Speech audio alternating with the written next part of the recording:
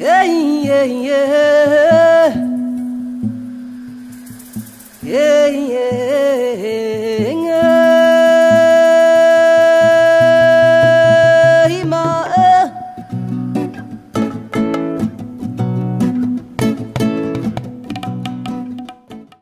Je m'appelle Émile Kamounjaï, je suis étudiant en 4e année de droit international à l'université Cheikh Anta Diop de Dakar, à la faculté des sciences juridiques et politiques. Dans quel contexte est-ce que j'ai été amené à participer à cette observation de procès? Étant étudiant en 4e année de droit international, je venais tout juste de découvrir les enseignements de justice pénale internationale. Et c'est dans ce cadre que, dans nos travaux dirigés, notre professeur nous avait demandé de préparer un exposé avec comme sujet « Hissène Habré devant les chambres africaines extraordinaires, quelle forme de justice, quel droit ?» Et avec notre groupe, on a eu à présenter ce travail et visiblement satisfait, et il avait même bien sanctionné ce travail. C'est dans ce cadre qu'il m'a demandé si j'étais intéressé afin qu'il m'associe au programme d'observation de procès organisé par Trust Africa. Et c'est comme ça que j'ai été amené à assister d'abord à des pré-formations pour l'observation et à l'observation en tant que telle du procès.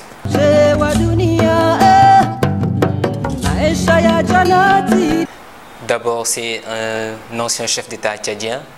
Ce que je sais de Hissène Habré, je peux dire que c'est à partir de l'histoire, en quelque sorte, du Tchad, que j'ai eu également peut-être à tâter un peu dans le cadre de ces recherches. Alors, je dirais que Hissène Habré, ancien chef d'État tchadien, les crimes qu'on lui reproche, ce sont surtout des crimes internationaux. Crimes de torture, crimes de guerre, crimes contre l'humanité. Même si, en dehors de ces crimes internationaux, il y a d'autres crimes qui n'ont pas été pris en compte dans le cadre justement de l'accusation. Alors, ce qu'il représente pour moi, je dirais que c'est un ancien chef d'État, mais qui a surtout lutté notamment face à l'invasion libyenne. Et donc, j'avais un peu cette image de lui, jusqu'à ce que je découvre vraiment tout ce qui s'est passé au Tchad entre 82 et 90.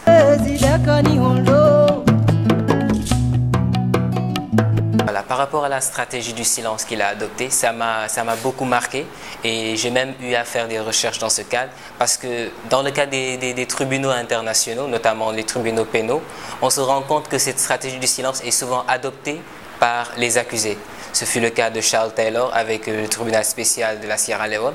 Mais on se rend compte que cette stratégie, la plupart du temps, ne plaît pas aux victimes, dans la mesure où les victimes sont en quête de réponse.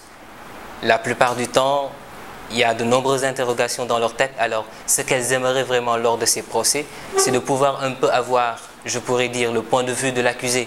Pourquoi est-ce que de tels crimes ont été commis?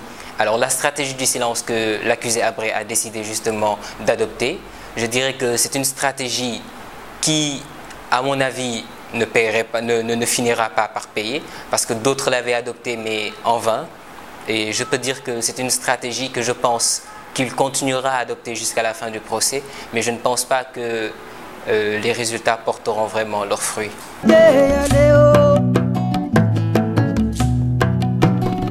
Et par rapport à la légitimité, parce que c'est celle qui est la plus contestée, parce que pour la légalité, on n'en parle plus. C'est une chambre, ce sont des chambres qui ont été créées conformes au droit. L'accord entre l'Union africaine et l'État du Sénégal du 22 2012 le montre. À propos de la légitimité, donc les avocats de la défense ont toujours contesté cette légitimité. Même l'accusé lui-même, le jour où il a été amené à comparaître de force, l'a fait savoir en disant que justement ce sont des chambres qui sont là, qui ont été mises en place par les Occidentaux. Donc en quelque sorte, il est contre cette légitimité. Mais moi, je dirais qu'avec l'observation que j'ai eu à faire, et à ce stade de l'observation, je peux dire que je ne doute pas de la légitimité et même de la légalité des chambres africaines extraordinaires. Par rapport au facteur de légitimité, je dirais surtout par rapport au respect notamment des différents temps qui sont accordés aux différentes parties, les parties civiles comme les parties de la défense. Parce que par rapport justement à la défense, qui d'ailleurs a été commis d'office, on disait souvent que cette défense-là était là à la solde en quelque sorte de la cour, ce qui n'est pas, je dirais, faux. Mais dans tous les cas, elle est là pour défendre justement Hissène Habré. Et le fait que la Cour ait insisté pour justement mettre en place ou commettre ces avocats d'office prouve justement cette légitimité qu'elle a. Dans tous les cas, elle cherche à ce que l'accusé Hissène Habré ait un procès équitable. Et à partir de ces facteurs et différents facteurs qui sont également observés dans le cadre du procès, je peux dire que la Cour est vraiment légitime, à mon avis.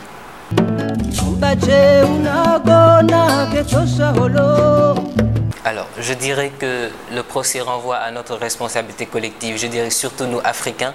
Responsabilité collective par rapport à quoi? Par rapport aux crimes pour lesquels Habré est poursuivi. Il y a des crimes de guerre, crimes de torture, crimes contre l'humanité. Alors, ces crimes justement qui sont commis un peu partout en Afrique, nous le savons, la responsabilité vraiment que cela devrait éveiller en chaque Africain et que vraiment on ne devrait plus, chacun au niveau justement à ce stade, au stade où il se trouve, il ne devrait pas vraiment permettre que ces crimes se produisent. Donc il y a une responsabilité de chacun d'entre nous sur ces personnes qui ont connaissance de ces crimes et qui laissent justement ces crimes se perpétrer, sur ces personnes qui ne dénoncent pas ces crimes.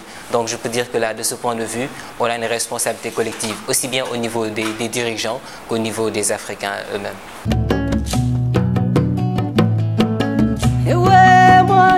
D'abord, il faut dire que de manière globale, en Afrique, on se méfie tout le temps des juridictions. On a peur des juridictions.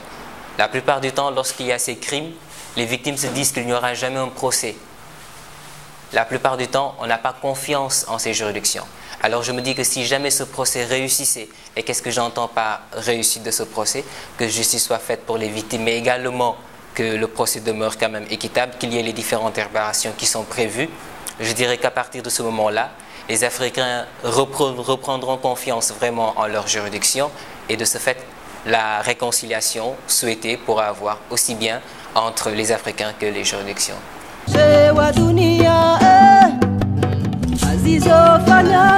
En tant qu'étudiant en droit, je dirais que cette observation de procès est vraiment venue à son heure parce qu'on venait juste d'entrer, je peux dire, en contact avec la nouvelle matière justice pénale internationale et c'était sur le plan purement théorique. Alors, il y a des volets qui n'étaient pas pris en considération dans le cours et que j'ai pu mieux maîtriser dans le cadre, par exemple, de l'observation de procès. Je peux dire sur les débats juridiques qui sont portés devant ces juridictions internationales, un tel volet n'était pas pris en compte dans le cadre des cours.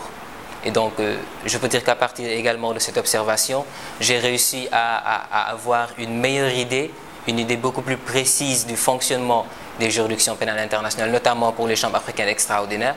Je peux dire également que j'ai pu voir les règles, les différentes règles de procédure et par la même occasion les confronter avec justement les règles du droit à un procès équitable. Et donc de ce point de vue, je peux dire que cette observation de procès a vraiment été d'un apport certain et ça a même vraiment contribué à une meilleure formation académique pour moi. Et donc, quels sont les éléments qui vous ont marqué, les 2-3 éléments qui vous ont le plus marqué dans le procès? Alors, il y a d'abord eu le fait que l'accusé qui a adopté, comme je le disais tantôt, la stratégie du silence. Et à chaque fois, dans le cadre du procès, on s'attend peut-être à ce qu'un jour, qu'il puisse vraiment prendre la parole. Et à chaque fois qu'il est interpellé, donc, il reste vraiment de marbre. Ça, je peux dire que ça m'a vraiment affecté, ça m'a vraiment touché. Je pourrais dire également les différentes auditions des témoins. Et je citerai un témoin du nom de Ahmad Dadji, qui était un Adjiraï, qui également a vu son père être arrêté, puis disparaître mystérieusement. Et il avait, je crois, 17 ans. Et c'est ce même Ahmad Dadji qui a grandi, qui est devenu responsable et qui est venu témoigner justement devant l'accusé. Et il a rappelé également que l'accusé était un fidèle compagnon de son père et qu'il n'arrivait vraiment pas à comprendre pourquoi est-ce que l'accusé s'était retourné et avait fait tout simplement disparaître son père. Sans oublier également d'autres témoins qui sont passés. Donc ce sont les événements les plus marquants pour moi dans ce procès. D'accord. Je le disais tantôt, ce procès est vraiment venu à son heure. Parce que dans le cadre des enseignements, franchement, il faut le dire, l'aspect pratique n'est pas tellement mis en avant. Donc, en tant qu'étudiant en droit international, qu'on ait vraiment cette occasion, juste après les cours, de pouvoir être dans un environnement, dans l'environnement d'un procès international, je peux dire que de la théorie à la pratique est venue carrément compléter les différentes connaissances théoriques que j'avais acquises. Donc de ce point de vue, ça a contribué de manière certaine à ma formation académique.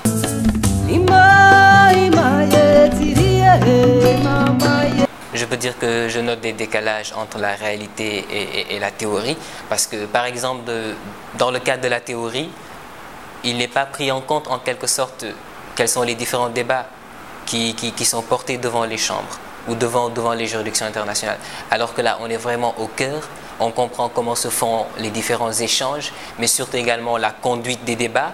Ce sont vraiment des éléments purement pratiques qu'on ne retrouve jamais dans la théorie.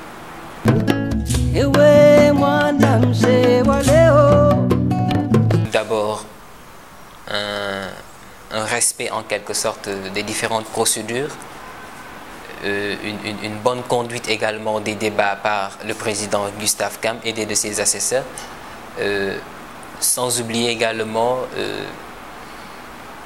les différents témoins avec des récits parfois concordants, parfois assez concordants ou parfois pas du tout concordants, il faut le dire. Et voilà donc les événements qui m'ont en quelque sorte, je dirais pas marqué, mais bon, les événements les impressions générales par rapport au procès. Donc une conduite des débats, un respect des différentes procédures, mais également, j'allais oublier, la pertinence des avocats commis d'office. Donc pertinent au début, plus pertinent dans le fond, parfois assez pertinent, mais qui quand même vraiment contribue vraiment à ce procédé du contradictoire.